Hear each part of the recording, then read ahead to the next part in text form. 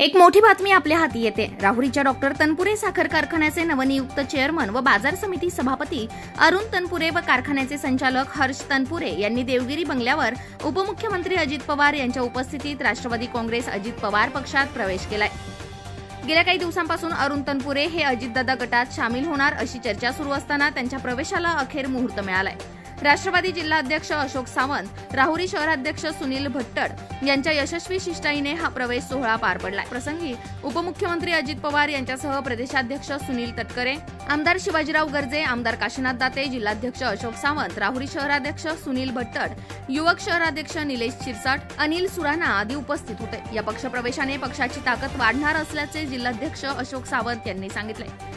तनपुरे साखर कारखाना अरुण साहेब तनपुरे यांच्या ताब्यात आल्याने सभासदांच्या आशा पल्लवित झाल्या असून आज अजित पवार गटात अरुण तनपुरे व हर्ष तनपुरे यांनी प्रवेश केला असून निश्चित कारखाना सुरू करण्यासाठी अजित पवार मदत करतील व हा कारखाना सुरू होईल असे राहुरी शहराध्यक्ष सुनील भट्टड यांनी सांगितले।